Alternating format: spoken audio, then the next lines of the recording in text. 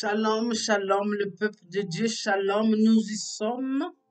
Shalom, soyez bénis abondamment, infiniment, au nom de notre Seigneur Jésus, n'est-ce pas? Nous y sommes. Alors, sans tarder, comme vous savez, notre chaîne est, et on a créé cette chaîne pour lire la Bible ensemble, parce que la parole de Dieu nous dit que ses enfants meurent, manquent de connaissances. Donc, nous allons lire la parole de Dieu pour avoir de ces connaissances, pour aider nos frères et sœurs, pour être dans la connaissance. Amen, alléluia. Et nous découvrons ensemble au fur et à mesure les paroles que Dieu a mis pour nous et comment nous devons marcher avec lui. Alléluia. Alors sans tarder, nous allons prier pour remercier le Père encore aujourd'hui de nous permettre d'être là, n'est-ce pas? Merci tendre Père, merci Seigneur de permettre encore ce jour d'être dans ta présence. Merci Esprit Saint, prends le contrôle de ce moment dans la présence de notre Père. Enseigne-nous et accompagne-nous dans le nom de Jésus. Ainsi j'ai prié. Amen, amen et amen. Alléluia. Sans tarder, donc, je disais, nous sommes dans le livre des Lévitiques.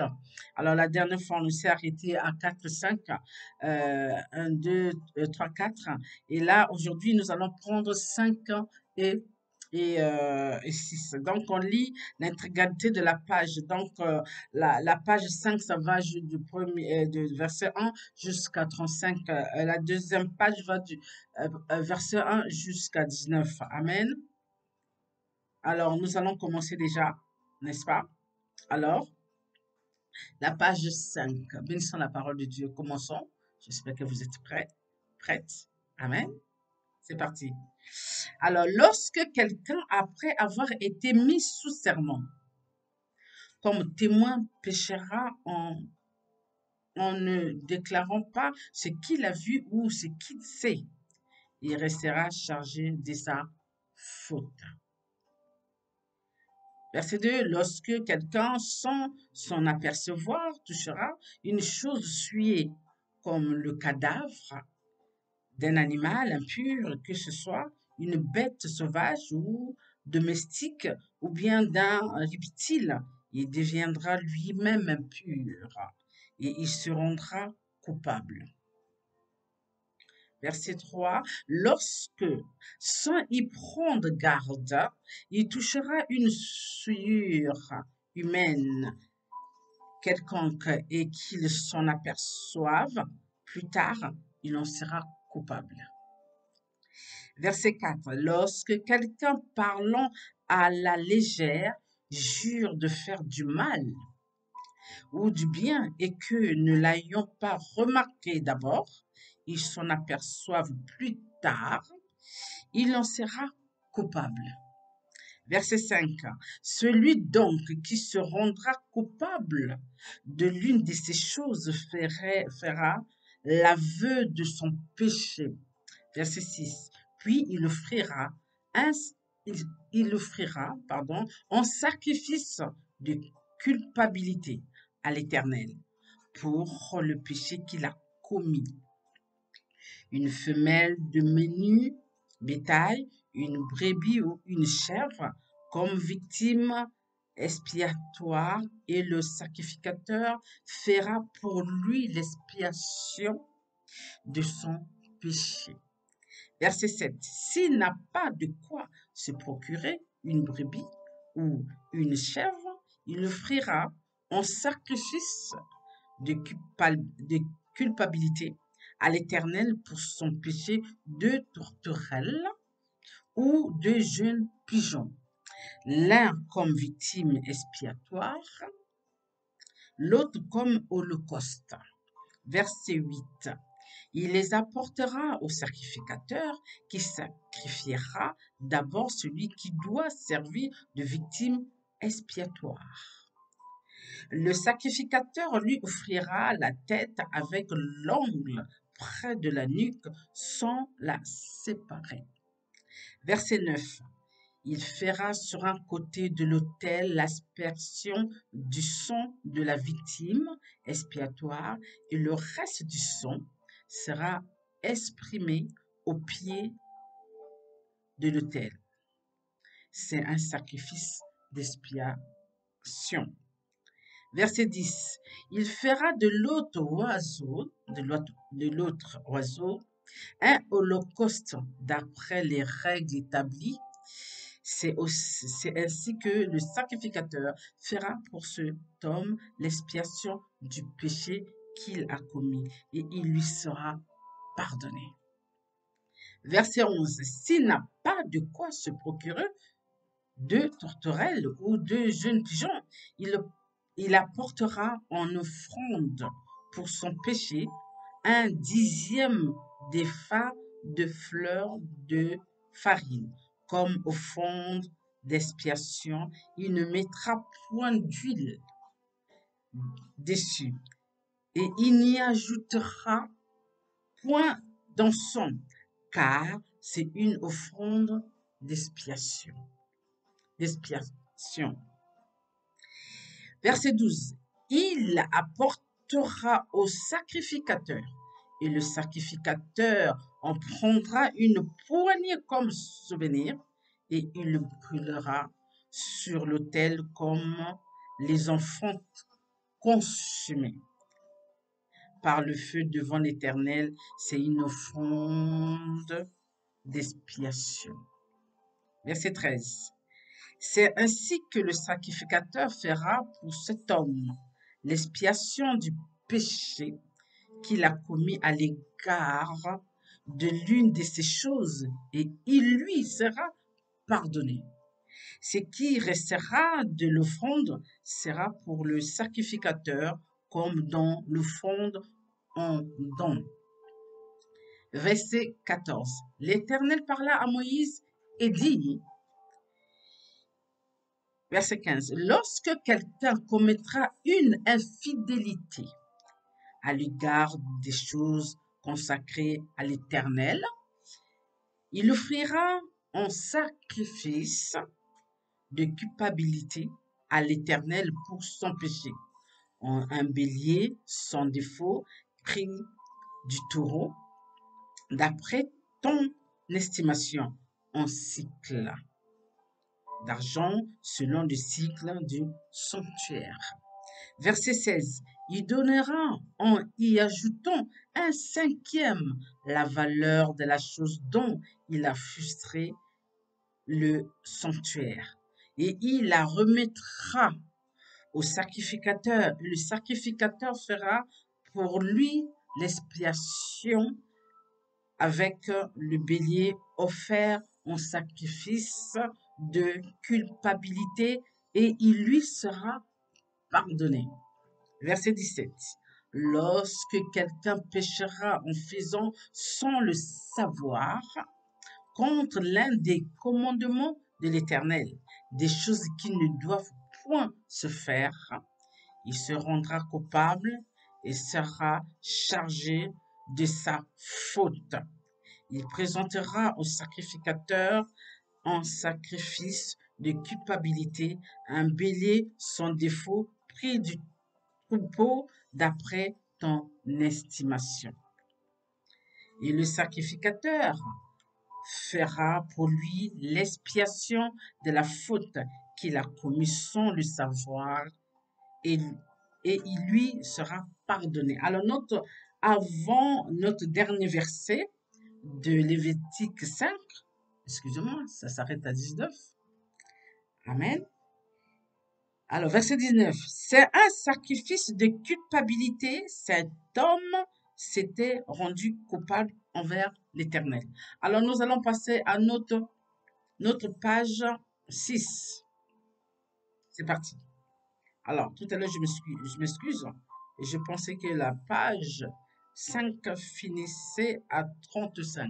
Non, c'est à 19 et la page 6 finit à 30. Alors, sans tarder, bénissons la parole de Dieu, nous allons continuer. Alors, Lévitique 6, verset 1. L'Éternel parla à Moïse et dit, verset 2. Lorsque quelqu'un péchera et commettra une infidélité envers l'Éternel, en mettant à son prochain au sujet d'un dépôt, d'un objet confié à sa garde, d'une chose volée ou soustraite, sous- soustraitée, soustraite, soustraite, pardon, par faute. Verset 3. En niant d'avoir trouvé une chose perdue ou en faisant un faux serment sur une chose quelconque de nature à constituer un péché, de nature à constituer un péché. Verset 4.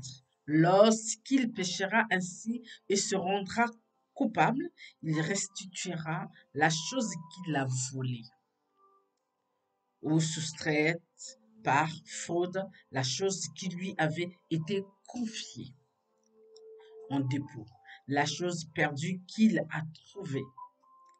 Verset 5. Ou la chose quelconque sur laquelle il a fait un faux serment. Il la restituera en son entier, y ajoutera un cinquième et la remettra à son propriétaire le jour même où il offrira son sacrifice de culpabilité. Verset 6. Il présentera au sacrificateur un sacrifice de culpabilité à l'Éternel pour son péché, un bélier sans défaut, pris de taureau d'après ton estimation. Verset 7. Et le sacrificateur fera pour lui l'expiation devant l'Éternel, et il lui sera pardonné, quelle que soit la faute dont il se sera rendu coupable. Verset 8. L'Éternel parla à Moïse et dit, donne cet ordre à Aaron et à ses fils, et dit, voici la loi de l'Holocauste. L'Holocauste restera sur le foyer de l'autel toute la nuit jusqu'au matin, et le feu brûlera sur l'autel. Verset 10. Le sacrificateur revêtira sa tunique de lin et mettra des caleçons sur sa chair. Il enlèvera la cendre faite par le feu qui aura consumé l'Holocauste sur l'autel, et il la déposera près de l'autel. Verset 11. Puis il quittera ses vêtements et en mettra d'autres pour porter la cendre hors du camp, dans un lieu pur. Verset 12. Le feu brûlera sur l'autel, il ne se teindra point. Chaque matin, le sacrificateur y allumera du bois, arrangera l'Holocauste et brûlera la graisse des sacrifices d'action de grâce. Verset 13. Le feu brûlera continuellement sur l'autel, il ne s'éteindra point. Verset 14. Voici la loi, l'offrande, les fils d'Aaron la présenteront devant l'Éternel, devant l'autel. Verset 15. Le sacrificateur prélèvera une poignée de la fleur de farine et de l'huile, avec tout l'encens ajouté à l'offrande, et il brûlera cela sur l'autel, comme souvenir d'une agréable odeur à l'Éternel. Verset 16. Aaron et ses fils mangeront ce qui restera de l'offrande. Ils le mangeront sans levain, dans un lieu saint, dans le parvis de la tente d'assignation. Verset 17. On ne le cuira pas avec du levain. C'est la part que je leur ai donnée de mes offrandes, consumées par le feu. C'est une chose très sainte, comme le sacrifice d'expiation et comme le sacrifice de la culpabilité. Verset 18. Tout mâle d'entre les enfants d'Aaron en mangera. C'est une loi perpétuelle pour vos descendants au sujet des offrandes consumées par le feu devant l'Éternel. Quiconque y touchera sera sanctifié. Verset 19.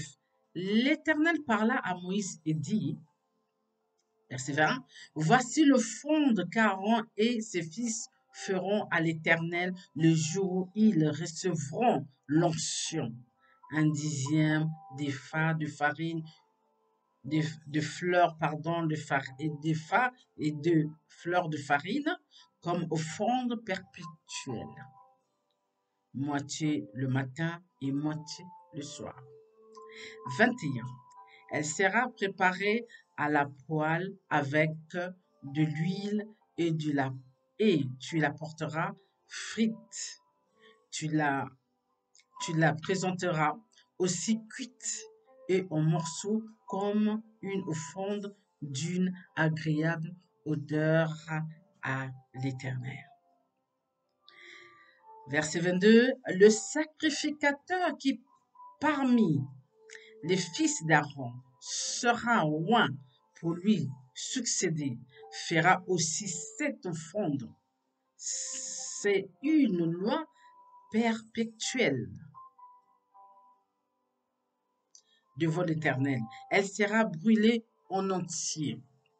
Verset 23.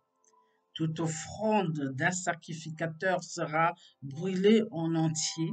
Elle ne sera point mangée. Verset 24.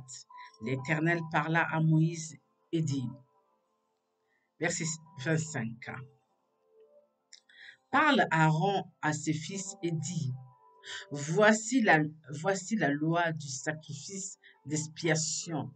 C'est dans le lieu où l'on égorge l'holocauste que sera égorgée devant l'Éternel la victime pour le sacrifice d'expiation.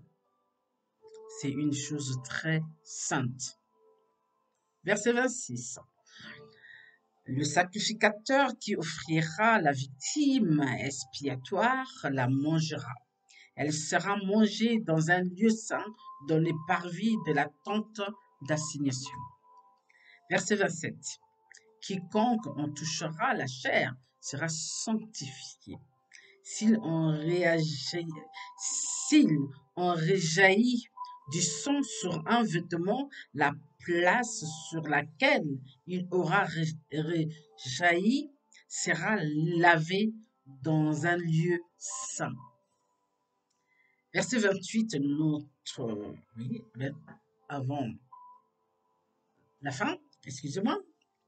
Alors, le vase de terre dans lequel elle aura cuit sera brisé si c'est dans un vase d'airain qu'elle a cuit. Il sera nettoyé et lavé dans l'eau.